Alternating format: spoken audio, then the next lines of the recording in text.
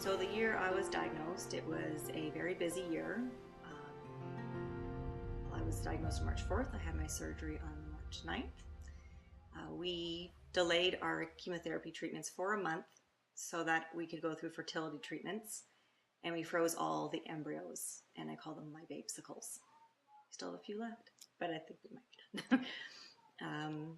We bought a house, we got engaged, and then I started my treatment on May 18th. Lost my hair.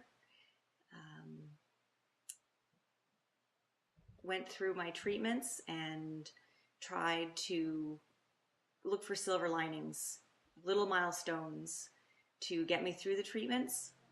I usually, once I had gone through a cycle, I knew where I kind of had some good days, and I would try to plan something good on those days, whether I was away at the cottage or I actually went to Nova Scotia while on my week off of any of medication, and I knew I'd be healthy and able to handle it and tolerate it.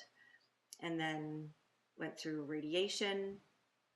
And as soon as I finished my radiation and my body was able again to try to start conceiving. So I was going through my fertility clinic, and they started me on some treatments to get my body ready to transfer some of the babesicles back.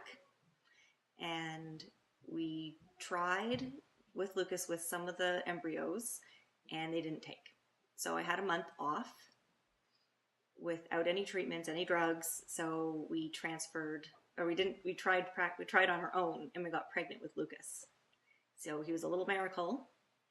And then when we were ready to try again, we tried for a couple months on our own, and we decided, well, we have all these frozen babies little babesicles that are waiting for us. So we transferred some embryos and we got Willem. So I guess if you think about it, Will's maybe older than Lucas. Can't wait to tell him that when he can understand it.